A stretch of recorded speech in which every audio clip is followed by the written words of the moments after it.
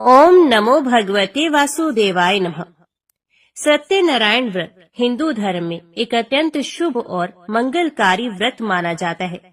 ये व्रत विशेष रूप से पूर्णिमा तिथि को किया जाता है, लेकिन इसे किसी भी शुभ दिन किया जा सकता है।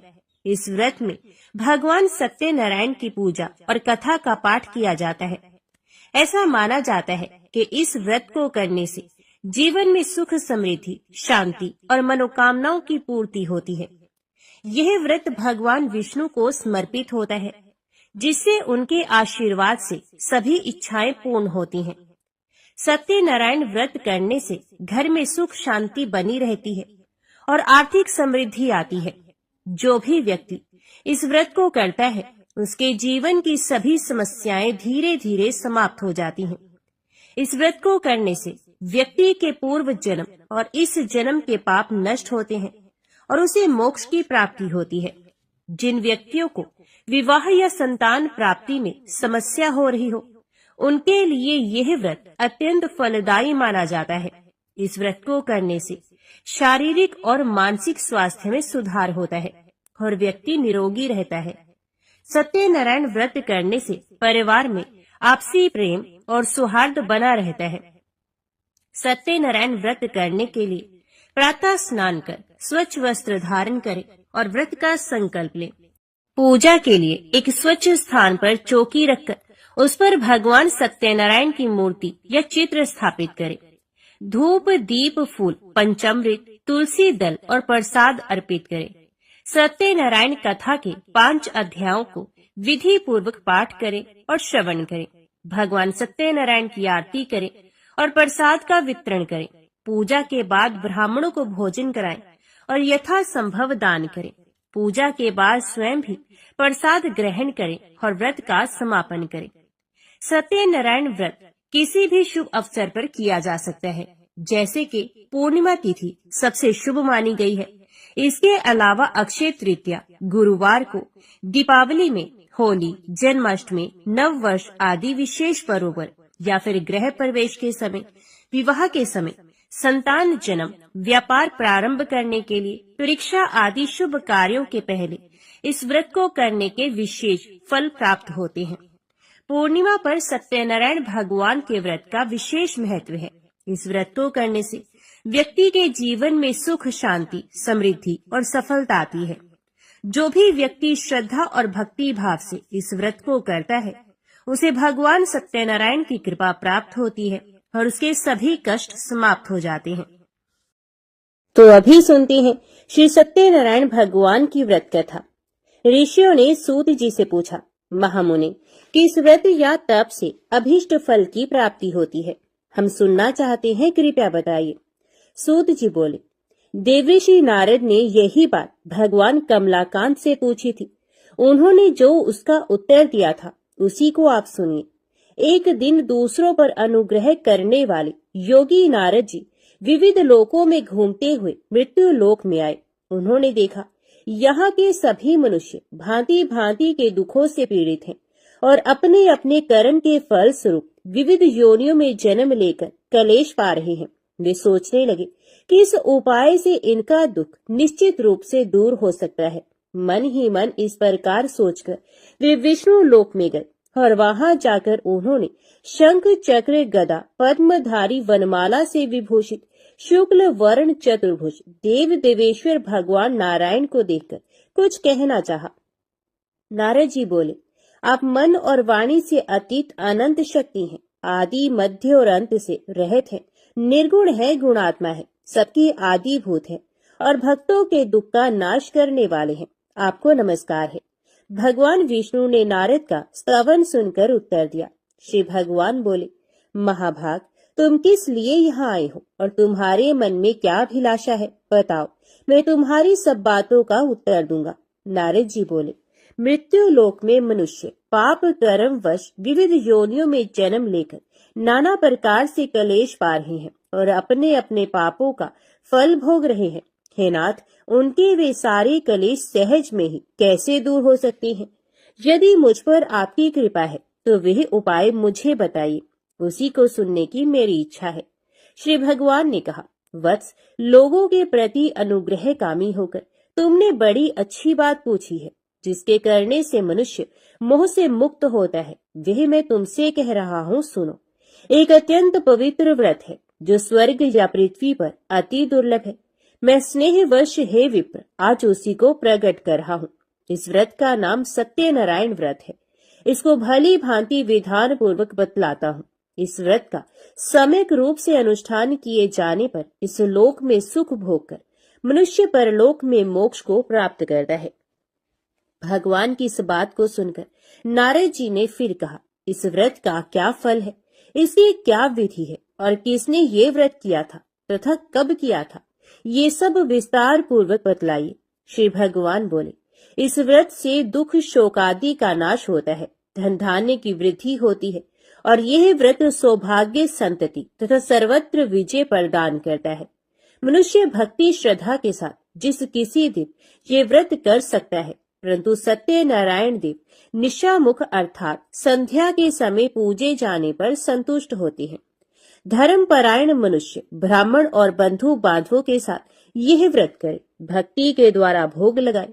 भोग उत्तम पदार्थों का होना चाहिए। भोग सवा के हिसाब से, जैसे कि सवा छटाक, सवा पाव, सवा सेर आदि होना चाहिए।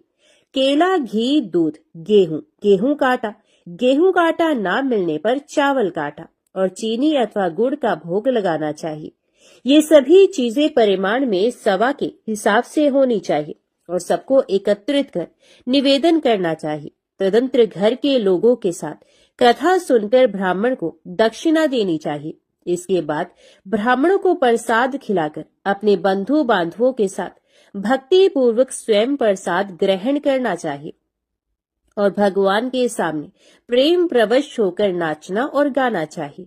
इसके बाद स्तुति करके सत्यनारायण भगवान का स्मरण करते हुए घर जाना चाहिए। इस प्रकार करने पर मनुष्य को निश्चय ही मनोवांछित फल प्राप्त होगा। विशेषकर इस कलयुग में तो सत्यनारायण व्रत के अतिरिक्त पृथ्वी पर अभीष्ट सिद्धि का और कोई उपाय ही नहीं है। पूर्व काल में एक ब्राह्मण इस व्रत को करके कृत्य हो गए थे। अब उनकी कथा कहता हूँ। काशीपुर ग्राम में एक निर्धन ब्राह्मण रहते थे। वे भूख प्यास से व्याकुल होकर सदा पृथ्वी पर भटका करते थे। ब्राह्मण को दुखी देखकर ब्राह्मण प्रिय भगवान वृद्ध ब्राह्मण का रूप बनाकर उनके पास आए और उन्होंने आदर के साथ पूछा, ब्राह्मण देवता, आप किस लिए अत्यंत दुखित होकर सारी पृथ्वी पर भटक रहे हैं? यदि आपकी अभिरुचि हो तो सारी बात मुझसे कहिए, मैं सुनना चाहता हूँ। ब्राह्मण ने कहा, मैं बड़ा गरीब हूँ और भीख मांगने के लिए ही इस प्रकार भटकता रहता हूँ। आप कोई उपाय जानते हो तो हे प्रभु कृपा पूर्वक मुझे बताइए। वृद्ध ब्राह्मण ने कहा, सत्यनारायण विष्णु भगवान मनचाहा फल देते हैं। द्विजश्रेष्ठ, आप सत्यनारायण का उत्तम व्रत करें। मनुष्य इस व्रत को करके सब दुखों से मुक्त हो जाता है। श्री भगवान बोले, वृद्ध बने हुए सत्यनारायण ब्राह्मण को आदर पूर्वक व्रत की पूरी विधि बताकर वहां से अंतर्ध्यान हो गई। तदंतर वे ब्राह्मण मन ही मन भगवान का चिंतन करते हुए घर लौटे। उन्होंने समझा कि नारायण ने ही मुझको ये व्रत बतलाया है, अतएव मैं इस व्रत को करूंगा। ब्राह्मण इसी सोच विचार में रहे। उनको रात्रि में नींद भी नहीं आई। प्रातः काल उठते ही मैं सत्यनारायण व्रत करूंगा, ये संकल्प करके ब्राह्मण भिक्षा के लिए चले गए। उस दिन ब्राह्मण को भिक्षा में प्रचुर द्रव्य की प्राप्ति हुई। उसके द्वारा उन्होंने बंधु बांधवों के साथ सत्यनारायण का व्रत किया और उस व्रत के प्रभाव से वे श्रेष्ठ ब्राह्मण समस्त दुखों से छूटकर संपूर्ण संपत्ति से संपन्न हो गए। तब से वे प्रति मास सत्यनारायण व्रत करने लगे। श्री भगवान ने कहा, वे उत्तम ब्राह्मण वृद्ध रूपधारी नारायण के द्वारा व्रत को जानकर सारे पापों से मुक्त हो गए और उन्होंने दुर्लभ मोक्ष की प्राप्ति की। नारद, जिस समय इस व्रत का पृथ्वी में प्रचार होगा उसी समय मनुष्यों के समस्त दुख नष्ट हो जाएंगे। सूत जी बोले, ब्राह्मणों, नारायण ने महात्मा नारद को जैसा कहा था ठीक वैसा ही मैंने आप लोगों से कह दिया, अब और क्या कहूँ। ऋषियों ने पूछा, इसके बाद पृथ्वी पर इस व्रत का अनुष्ठान किस मनुष्य ने किया था? हे मुने, ये सब हम सुनना चाहते हैं। इस विषय में हमारे मन में बड़ी श्रद्धा उत्पन्न हो गई है। सूत जी बोले, मुनियों, उसके बाद पृथ्वी पर किसने ये व्रत किया था सो सुनो। एक दिन वे श्रेष्ठ ब्राह्मण अपने बंधु बांधवों के साथ अपने वैभव के अनुरूप व्रत कर रहे थे। इसी समय वहां एक लकड़हारा आया। लकड़हारे ने लकड़ी बाहर रख दी और वह ब्राह्मण के घर के अंदर चला गया। उस समय वह प्यास से पीड़ित था। उन ब्राह्मण को कार्य में लगे देखकर प्रणाम करके उसने पूछा, महाराज, आप ये क्या कर रहे हैं? तो ब्राह्मण ने कहा, ये सत्यनारायण का व्रत है। ये व्रत दुख दारिद्र्य का नाश करता है, सब प्रकार की इच्छित वस्तुओं को देता है और पुत्र पौत्र आदि की वृद्धि करता है। इस व्रत के प्रभाव से ही धन धान्य आदि महान समृद्धि से मेरा घर भर गया है। ब्राह्मणों की इस बात को सुनकर लकड़हारे को बड़ा हर्ष हुआ। वे जल पीकर और प्रसाद लेकर स्थिर मन से सत्यनारायण देव का चिंतन करता हुआ नगर में गया। उसने मन ही मन कहा कि आज लकड़ियों के बेचने पर जो कुछ मिलेगा उसी के द्वारा मैं सत्यदेव का उत्तम व्रत करूंगा। इस प्रकार मन में विचार कर वे लकड़ियों के बोझ को सर पर उठा के नगर में धनियों के रमणीय स्थान में पहुंचा। आज लकड़हारे को लकड़ियों का दूना मूल्य मिला। उसका हृदय प्रसन्न हो गया। वे पके हुए केले, चीनी, घी, दूध और गेहूं का आटा सब वस्तुएं सवाए हिसाब से लेकर घर पहुंचा। तदंतर बंधु बांधवों को निमंत्रण देकर उसने विधि पूर्वक व्रत किया। उस व्रत के प्रभाव से वह लकड़हारा धन और पुत्र से संपन्न हो गया तथा इहलोक में सुख भोगकर अंत में सत्यपुर को प्राप्त हुआ। एक घटना और कहता हूँ, सुनो। पूर्व काल में उल्कामुख नामक एक जितेंद्रिय सत्यवादी प्रबल पराक्रमी राजा थे। वे बुद्धिमान राजा प्रतिदिन भगवान के मंदिर में जाते और धन देकर ब्राह्मणों को संतुष्ट करते थे। उनकी पत्नी का नाम था भद्रशिला। वे सरोज वदना, परमुग्धा और पति परायणा स्त्री थी। राजा रानी के साथ समुद्र के तीर पर जाकर सत्यनारायण का व्रत किया करते थे। एक दिन जब राजा व्रत कर रहे थे, एक साधु नामक वणिक वहां आया। वे व्यापार के लिए नाना प्रकार के रत्न आदि पदार्थों को नौका में भरकर लाया था। वणिक समुद्र के किनारे नाव को खड़ी करके तट के ऊपर आया और व्रत करते हुए राजा को देखकर उसने विनय पूर्वक पूछा। साधु ने कहा, राजन, भक्ति युक्त चित्त से आप ये क्या अनुष्ठान कर रहे हैं? इस समय मेरी इसे जानने की इच्छा है, अतएव आप समझाकर कहें। राजा बोले, साधु, मैं अपने बंधु बांधवों के साथ अतुलनीय तेज युक्त भगवान विष्णु की पूजा कर रहा हूँ। मेरा यह व्रत पुत्र आदि की प्राप्ति के लिए है। तदंतर साधु ने राजा को आदर पूर्वक प्रणाम करके कहा, राजन, इस व्रत की सांगोपांग विधि आप मुझे बताएं, क्योंकि मैं भी ये व्रत करूंगा। मेरे भी संतान नहीं। इस व्रत से मुझे निश्चय ही संतान की प्राप्ति होगी। इतना कहकर वणिक ने उन राजा से व्रत की विधि अच्छी तरह पूछकर वहां से प्रस्थान किया और अपने वाणिज्य का काम पूरा करके वे आनंद के साथ घर लौटा। कुछ ही दिनों के बाद उसकी पतिव्रता पत्नी गर्भवती हुई और समय पर उसने एक अति सुंदर कन्या को जन्म दिया। कन्या शुक्ल पक्ष के चंद्रमा की भांति दिनों दिन बढ़ने लगी।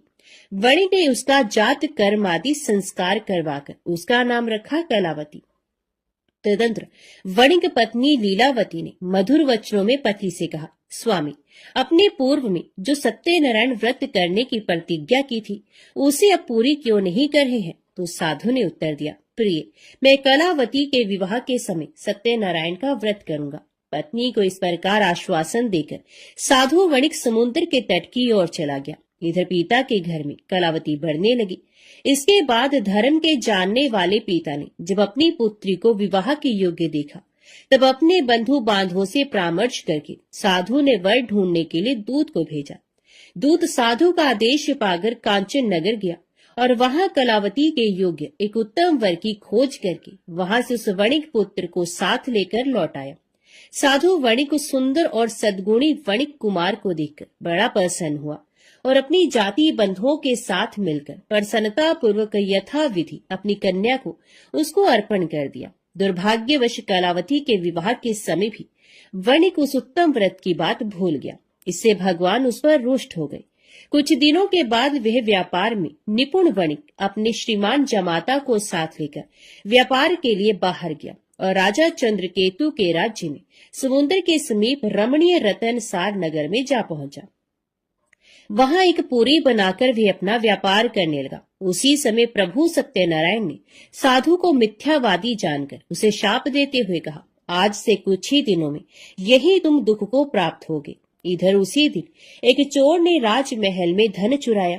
चोर धन को लेकर साधु के मकान के बगल के रास्ते से जा रहा था। उसने घूमकर पीछे की ओर देखा। राजा के दूत उसके पीछे पीछे दौड़ रहे थे। वे डर गया और चुराए हुए धन को वहीं छोड़कर जल्दी से भाग गया। दूतों ने आकर देखा, साधु वणिक के घर के पास राजा का धन पड़ा है। तब उन्होंने जमाता के साथ साधु को पकड़ लिया और उन्हें बांधकर प्रसन्न मन से तुरंत राजा के समीप ले जाकर कहा, प्रभु, दोनों चोर पकड़कर आ गए हैं। इनको देखिए और आज्ञा दीजिए कि क्या किया जाए। तत्पश्चात राजा की आज्ञा से दूतों ने दोनों वणिकों को अच्छी तरह बांधकर बड़े कठिन कारागार में डाल दिया। उसी समय उनके संबंध में कोई भी विचार नहीं किया गया। उन दोनों ने बहुत कुछ कहा, परंतु सत्यनारायण देव की माया से किसी ने उनकी एक भी नहीं सुनी।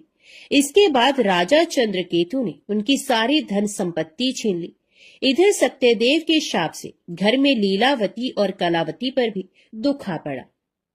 घर में जो भी कुछ था, धन संपत्ति थी, चोरों ने सारी चोरी कर ली। लीलावती मानसिक और शारीरिक व्याधि से तथा भूख प्यास से पीड़ित हो दाने दाने की चिंता में नगर में घर घर भटकने लगी। इस प्रकार कलावती भी प्रतिदिन अन्न के लिए भटकने लगी।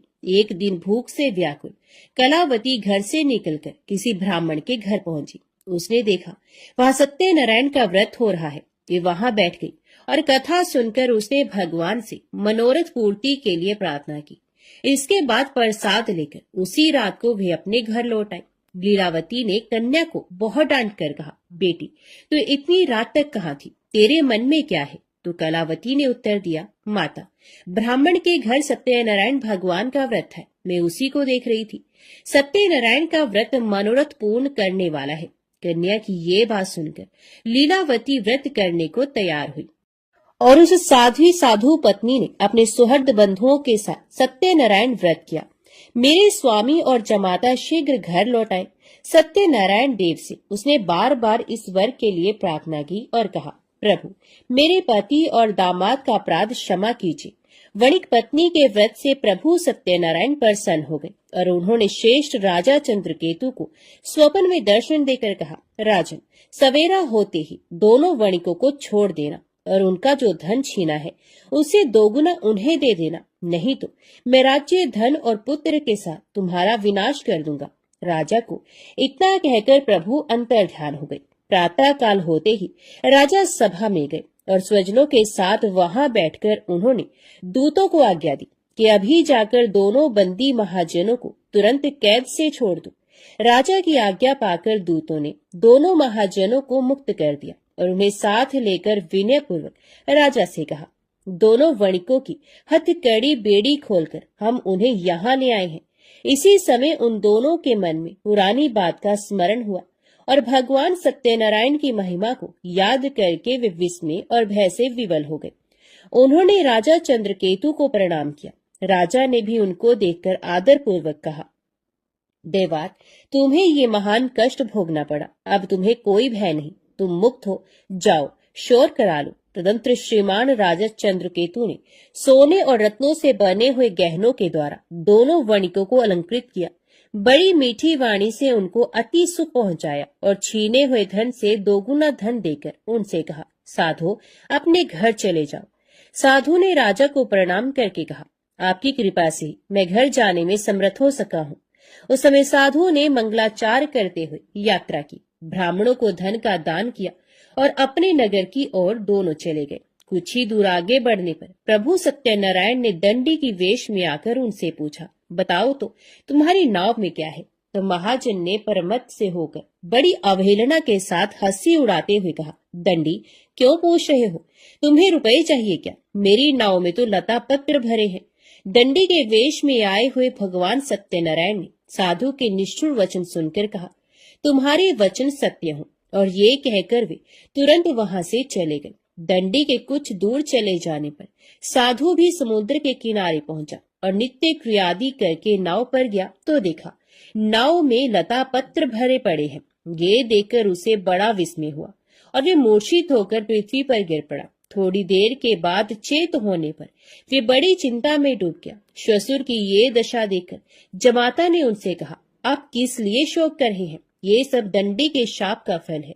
वे सब कुछ करने में समर्थ है, वे ही हरता वे ही करता है, इसमें कोई संदेह नहीं। हम लोग उन्हीं की शरण ले तो हमारा मनोरथ पूर्ण हो जाएगा। जमाता की ये बात सुनकर साधु दौड़कर दंडी के पास पहुंचा और उनके दर्शन करके भक्ति पूर्वक नमस्कार कर उनसे बोला, मैं बड़ा दुरात्मा हूँ। आपकी माया से मुग्ध होकर मैंने जो कुछ कह दिया है उसके लिए क्षमा करें। मैंने आपके सामने दुष्ट वाक्यों का प्रयोग किया है। हे नाथ, मुझे इसके लिए क्षमा करें। क्षमा ही साधुओं का धन है। साधु तो दूसरों के उपकार करने में ही लगे रहते हैं। यो कहकर शोक विकल वणिक बार बार प्रणाम करने लगा और रोने लगा। साधु वणिक को विलाप करते देखकर दंडी ने कहा, रो मत, मेरी बात सुनो। दुर्मते, तुम मेरे अपमान करके मेरी पूजा से विमुख हो गए थे, उसी के फल स्वरूप बार बार दुख को प्राप्त होती हो।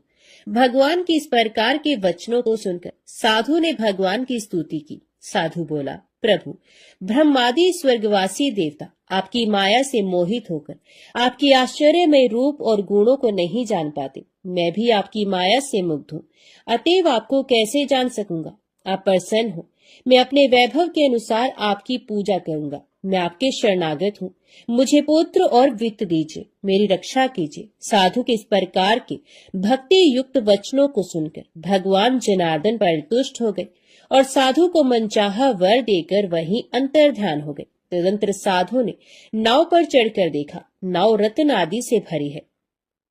सत्यदेव की दया से मुझे वांछित फल मिल गया। यो कहकर साधु ने अपने मित्रों के साथ विधिवत सत्यनारायण की पूजा की और बड़े हर्ष के साथ यात्रा आरंभ की। नौका बड़े वेग से चलने लगी। दोनों अपने देश में आ पहुंचे। साधु ने जमाता से कहा, वत्स, वह देखो, मेरी पूरी दिखाई दे रही है। तत्पश्चात साधु ने अपने धन के रखवाले दूत को नगर में भेजा। दूत ने साधु की पत्नी लीलावती के समीप जाकर हाथ जोड़कर प्रणाम करते हुए कहा, आपके पतिदेव नाना प्रकार के धन रत्नों के साथ अपने जमाता और सुहृद मित्रों से घिरे हुए आ रहे हैं।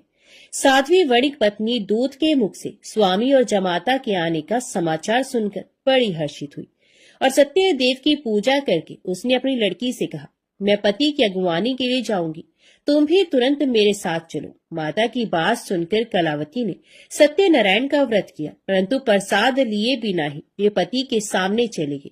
इससे सत्यनारायण देव रुष्ट हो गए।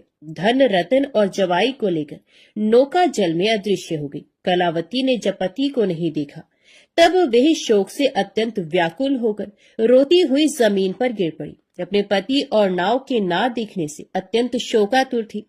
कन्या की इस दशा को देखकर साधु बहुत डर गया। उसने सोचा, ये क्या आश्चर्य हो गया। नाव खेने वाले भी बड़ी चिंता लेने लगे।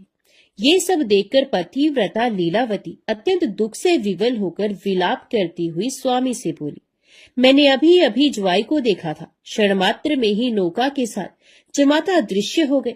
अब वे कहीं नहीं दिख रहे। पता नहीं किस देवता ने उन्हें इस प्रकार हरण कर लिया। आप क्या भगवान सत्यदेव के प्रभाव को नहीं जानते? लीलावती इस प्रकार कहकर विलाप करने लगी। उसी के साथ सारे बंधु बांधव भी रोने लगे।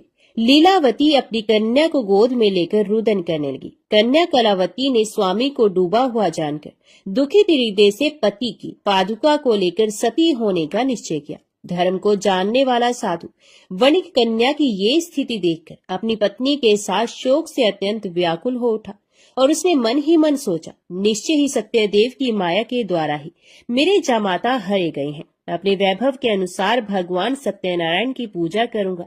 साधु ने वहां सब लोगों को बुलाकर ये बात कही और अपना मनोरथ व्यक्त करते हुए पृथ्वी पर दंड की भांति पड़कर वह बार बार भगवान सत्यदेव को प्रणाम करने लगा।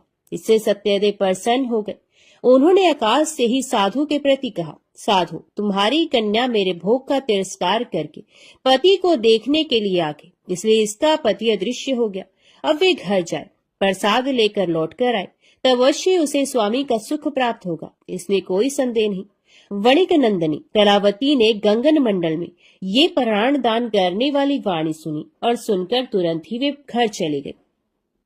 वहां जाकर उसने प्रसाद लिया। तदंतर वे जब लौटकर आई तब अपने पति को, नाव को और समस्त बंधुओं को देखकर अत्यंत सुखी हुई। उसने पिता से कहा, पिताजी आइए हम लोग घर चले, अब देर क्यों कर रहे हैं। कन्या की इस बात को सुनकर वणिक प्रसन्न हो गया और विधि विधान के साथ भगवान सत्यनारायण की पूजा करके धन रतन और बंधुओं के साथ वे अपने घर पहुंचा। तदंतर प्रत्येक संक्रांति और पूर्णिमा को यथा विधि सत्यनारायण की पूजा करता हुआ वे इस लोक में सुखी होकर अंत में सत्यपुर को प्राप्त हो गया। सूत जी बोले, श्रेष्ठ मुनियों, एक उपाख्यान और सुनिए। पूर्व काल में वंशध्वज नामक एक प्रजा पालन में तत्पर राजा थे। उन्होंने सत्यदेव के प्रसाद का परित्याग किया था, इसलिए वे दुख को प्राप्त हुए।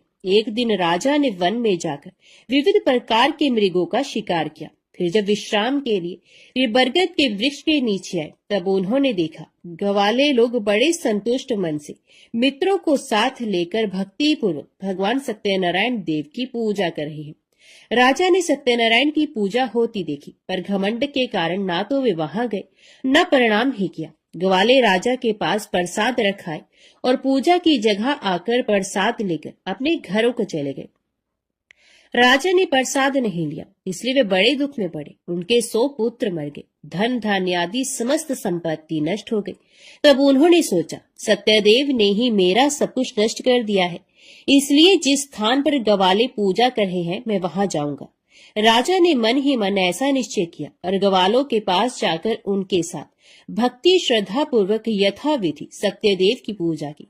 तब सत्यदेव की कृपा से वे धन पुत्रादि से संपन्न हो गए और इस लोक में सुख भोग कर अंत में विष्णुपुर में जा पहुंचे। जो मनुष्य इस परम दुर्लभ सत्यनारायण व्रत का आचरण करता है, भुक्ति मुक्ति दायिनी इस पवित्र कथा का श्रवण करता है, वे भगवान सत्यदेव के प्रसाद से धन धान्य आदि समृद्धि को प्राप्त होता है। इसे दृढ़ धन पाता है, बंधी बंधन से छूटता है, भयभीत भय से छुटकारा पाता है और मनुष्य इस लोक में मनवांछित फल को पाकर अंत में सत्यपुर में गमन करता है। यही सत्य है, इसमें संदेह नहीं है। ब्राह्मणों, आप लोगों को मैंने श्री सत्यनारायण व्रत कथा सुनाई। ये व्रत को आचरण करके मनुष्य सारे दुखों से छूट जाता है। कलिकाल में सत्य पूजा महान फल देने वाली है।